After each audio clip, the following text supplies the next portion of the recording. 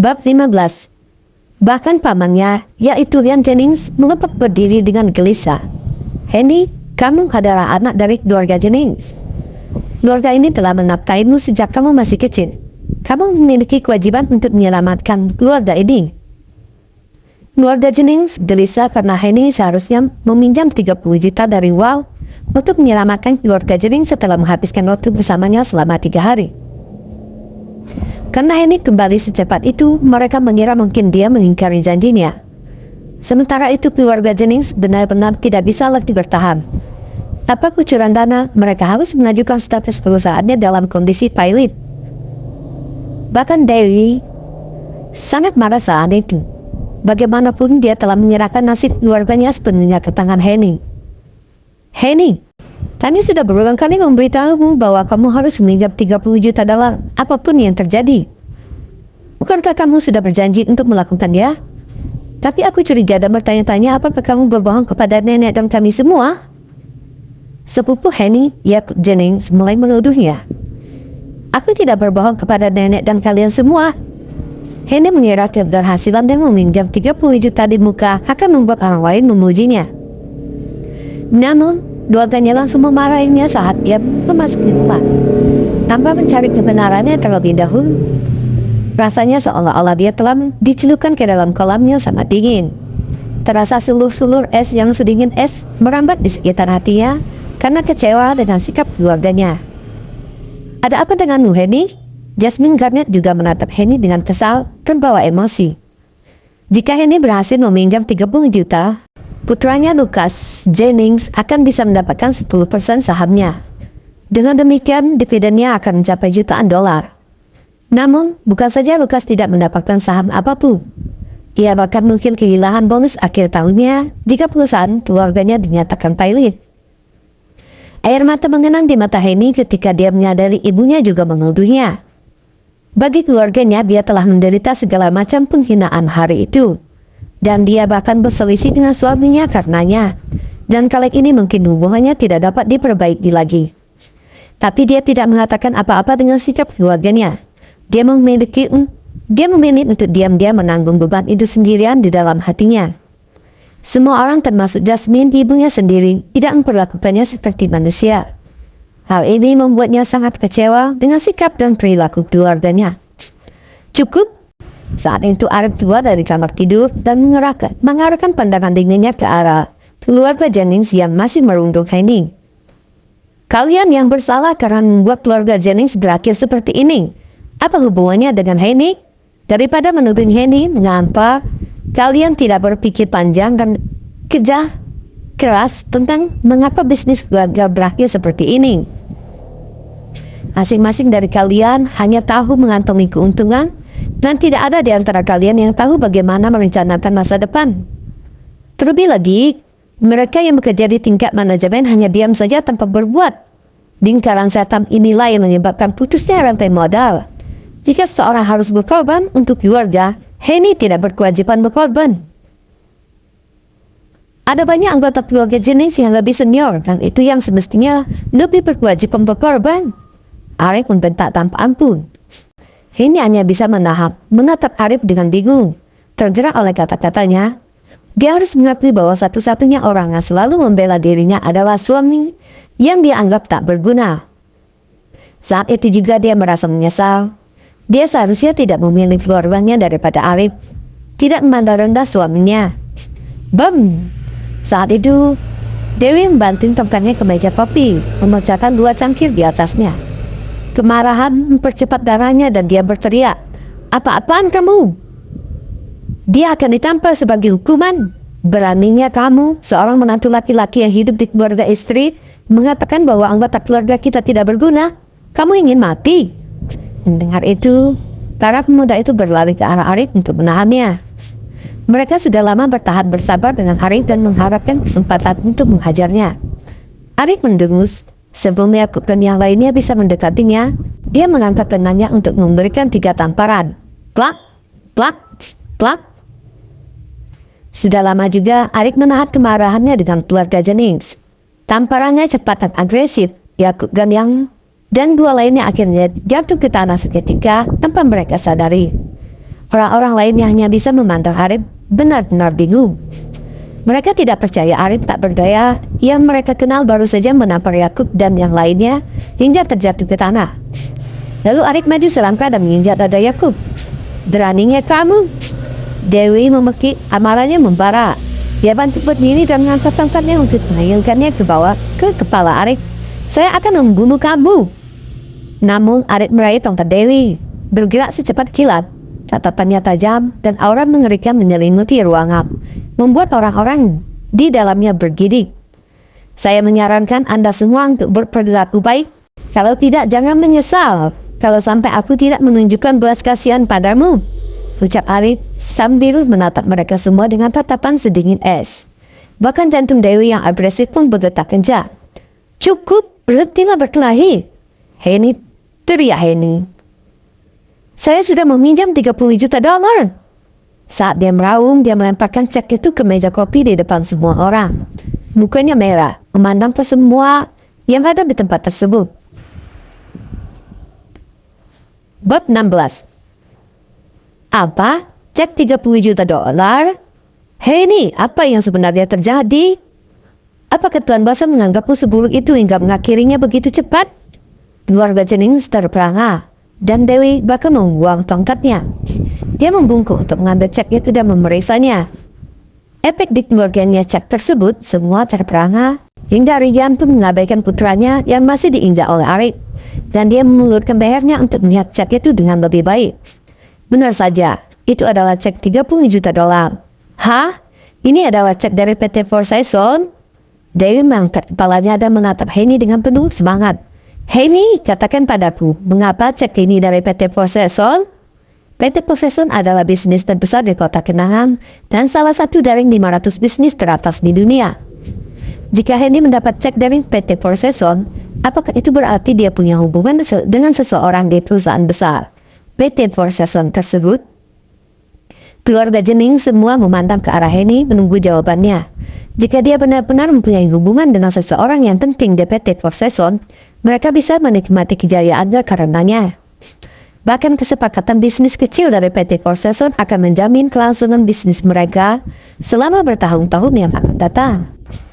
Arif melirik ke arah keluarga Jennings dengan jijik saat dia memindahkan tongkat Dewi ke samping dan mengangkat kakinya menjauh dari dada Yakub. Yakub dan dua orang lainnya menatap Arif dengan pandangan kesal sebelum bergegas ikut mengecek. Ingin tahu apakah cek itu asli. Mereka ingin menyaksikan dengan mata kepalanya sendiri. Namun Henny masih marah. Dia berkata, 30 juta dolar ini dipinjam dari ketua baru PT Four Seasons. Dia bilang kita harus mengembalikannya dalam 1 tahun. Kalau tidak, dia akan membebankan bunganya pada kita. "Henny, bukankah kamu seharusnya berada di sisi Tuan Bason dan mendapatkan pinjaman uang darinya? Mengapa ketua baru PT Four Seasons memberi Anda uang?" Jasmine bertanya dengan bingung. Dia berharap putrinya akan bercerai dari Arif dan menikah dengan Wal Bason. Dengan begitu, dia bisa bergantung hidup dengan putrinya. Perubahan target yang tiba-tiba membuatnya tercengang. Setelah melirik Arif, Henny menghela napas dan menjelaskan, "Keluarga Bason sudah tiada sekarang, dan saya tidak tahu mengapa ketua baru PT Four Seasons mau meminjamkan uang kepada saya. Bahkan aku tidak pernah bertemu dengannya sebelumnya. Tapi orang terkaya di kota Kenangan, Tuan Chen adalah orang yang memberi saya cek ini. Dia memberikannya kepada saya secara langsung, dan dia memberitahu saya bahwa ketua baru mereka memintanya untuk melakukan ini." "Cukup, aku tidak ingin bicarakan hal ini lagi."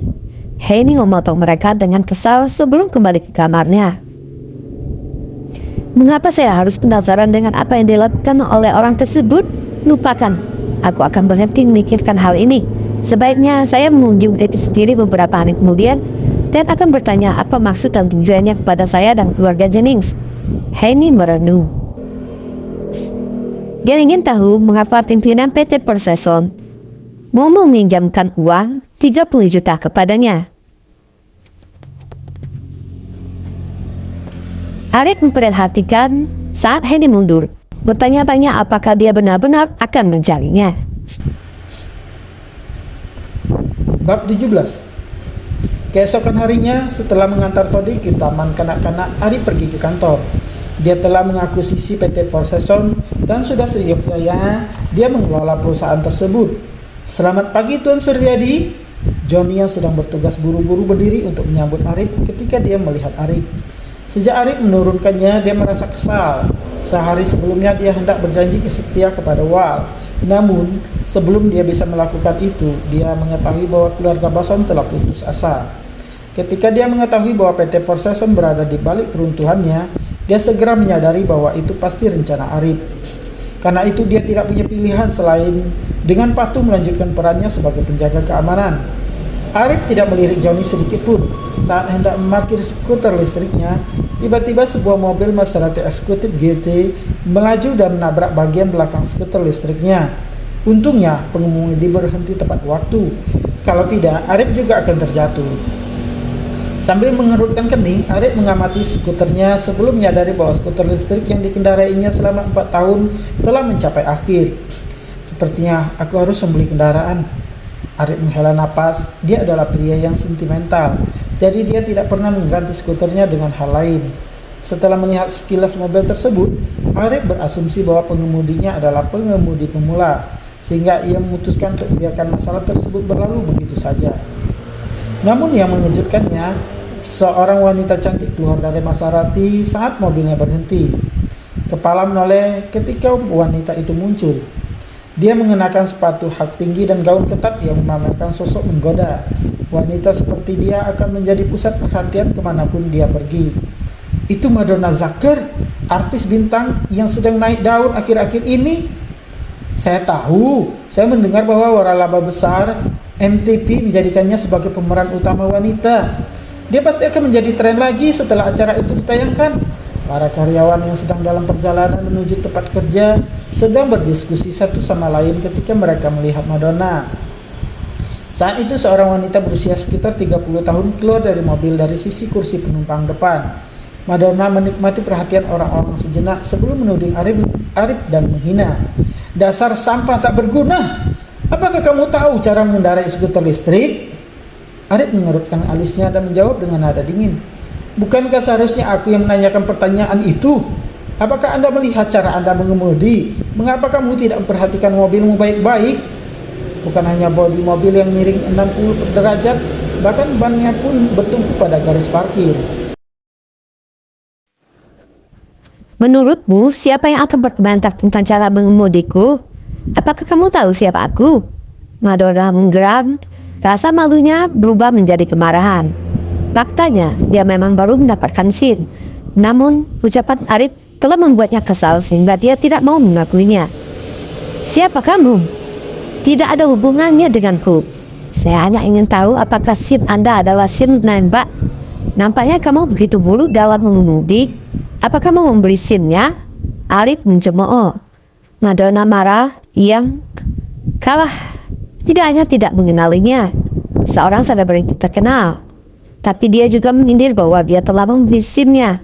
Dia menggertakkan gigi hampir menggeram. Lebih baik kau jaga mulutmu itu. Aku akan menuntutmu karena fitnah jika dia tidak melakukannya. Wanita lain mengancam. Pergilah kalau begitu. Saya akan menunggu pengadilan memanggil saya. Arif mengejek sambil mencibir. Kamu dari departemen mana? Siapa namamu? Tuntut wanita lain. Dia akan berusaha sekuat tenaga agar pemuda itu dipecat. Mengetahui apa yang manajernya coba lakukan, Madonna memelototi Arif dan berkata, itu benar. Saya menantang Anda untuk memberitahu saya dari departemen mana Anda berasal dan siapa nama Anda. Namanya Arif Suryadi dan dia penjaga keamanan. Tiba-tiba seseorang berkata, oh, jadi Anda adalah penjaga keamanan? Saya harap Anda siap berkemas dan berangkat hari ini. Setelah menatap Arif dengan puas, Madonna kembali ke mobilnya untuk mengakhirnya. Bibir Arif melengkung sebelum kembali skuter listriknya. Kemudian dia berbalik dan memasuki bangunan kantor. Arif, aku terkejut kamu masih berminat untuk bekerja. Saya pikir istri Anda pergi untuk menemani Tuan Bason. Ejek seorang resepsionis. Dia adalah penggemar Madonna dan Arif baru saja menghina selebriti favoritnya tanpa meminta maaf kepada Madonna. Resepsionis itu mencoba mencari keuntungan, memancing di air yang keruh. Apakah laki-laki yang hidup dari seorang perempuan berhak menjadi tuan atas istrinya? Sekalipun dia punya nyali, dia tidak punya kekuatan untuk melakukannya. Dengan kata lain, jika Anda ingin hidup dari seorang wanita, Anda harus bersiap untuk diselingkuhi. Yang lain juga mulai terkekeh, sama sekali tidak khawatir akan menyakiti perasaan Arif. Tatapan Arif pada mereka berubah dingin. Plak, plak, plak. Saat itu Johnny berlari untuk menampar mereka. Tatapan mematikan di matanya. Menurut Anda siapa yang akan menghina Tuan Suryadi? Kamu semua pasti mempunyai keinginan mati. Johnny, beraninya kamu memukulku. Apakah menurut Anda sekarang masih menjadi manajer penjaga keamanan? Yang lainnya marah. Meskipun kata-kata mereka agresif, mereka tidak berani melakukan perkelahian fisik dengan Johnny. Jadi bagaimana jika aku memukulmu? Dasar bodoh. Plak, plak. Johnny mengejek sebelum menampar mereka lagi. Ada yang mencoba membalas, tapi mereka tidak akan pernah bisa menang melawan Johnny. Ia memberikan 2 tamparan lagi yang membuat mereka tercengang. Setelah melirik Johnny, Arif berkata, kerjamu lumayan. Telepon Jack dan beritahu dia bahwa orang-orang ini semua dipecat. Katakan padanya bahwa ini perintah dariku. Tanpa melirik orang-orang itu lagi, Arif melanjutkan perjalanannya lebih jauh ke dalam gedung. Tentu saja Tuan Suryadi, Johnny secara bersamaan senang dan lega. Lagi pula dia telah bertindak tanpa minta izin Arif, jadi dia khawatir Arif tidak akan senang dengan tanggapannya. Namun kini dia tahu bahwa dia telah melakukan hal yang benar. Kamu baru saja manggilnya apa? Beberapa dari mereka tergagap karena tidak percaya. Johnny baru saja memanggil Arif dengan sebutan Tuan Suryadi. Apa yang sedang terjadi? Johnny berbalik untuk melihat mereka dengan dingin. Aku menyelamatkanmu dengan menamparmu. Jika saya tidak melakukan itu, Anda masih berada dalam kegelapan setelah dilempar ke neraka. Jika Tuan Suryadi sampai marah, bermasalah dengan Tuan Suryadi berarti Anda akan mati mengenaskan. Sama seperti keluarga Bason. Apa? Keluarga Bason sudah musnah? Mereka berseru. Bisnis keluarga Bason adalah perusahaan yang cukup terkenal di kota Kenangan, dan mereka tidak dapat memikirkan siapa yang sekuat itu untuk menghancurkan keluarga Bason. Hah? Anda dapat memeriksa saya secara online. Itu yang akan terjadi pada Anda jika Anda memprovokasi Tuan Suryadi, kata Johnny. Mereka berempat dengan cepat memeriksa internet di ponsel mereka sebelum memucal secara drastis. Tuan Suryadi adalah orang di balik hancuran keluarga Bason? Salah satu wanita bertanya dengan suara gemetar. Jelas sekali. Setelah memutar bola matanya, Johnny yang punya nomor telepon Jack pun menelpon Jack. Tuan Chen, Tuan Suryadi meminta memecat 4 orang resepsionis, yaitu Yoshi Ray, Leah Kelly, dan Lenny Hoding dari Departemen Manajemen Proyek. Susie Gardner dari Departemen Hubungan Masyarakat juga. Apakah mereka melanggar perintah Tuan Suryadi? Tentunya pertanyaan dari Jack. Iya, mereka sudah menghinanya dan dia sangat marah, jawab Johnny. Baiklah, saya mengerti. Saya akan segera mengeluarkan mereka dari perusahaan. Dengan itu, Jack mengakhiri panggilan. Johnny melakukan panggilan teleponnya dengan aktifkan speaker. Jadi, ketika keempat orang itu mendengar perkataan Jack, mata mereka terbelalak dan penyesalan membanjiri pikiran mereka. Mereka tidak pernah mengira Arif sekuat itu.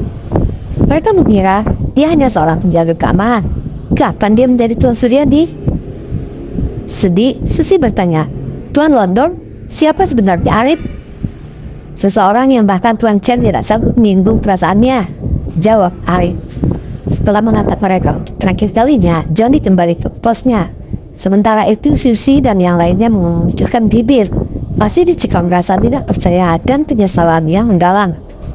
Di sisi lain, Madonna memarkir mobilnya dan memasuki gedung bersama manajernya. Madonna, kamu harus mencari dirimu yang terbaik. Kamu harus menjadi dirimu yang terbaik saat bertemu dengan ketua baru nanti. Jika ketua menyukaimu, kamu pasti akan menjadi pemeran utama wanita untuk waralaba besar tahun ini. Bisik manajernya kepadanya.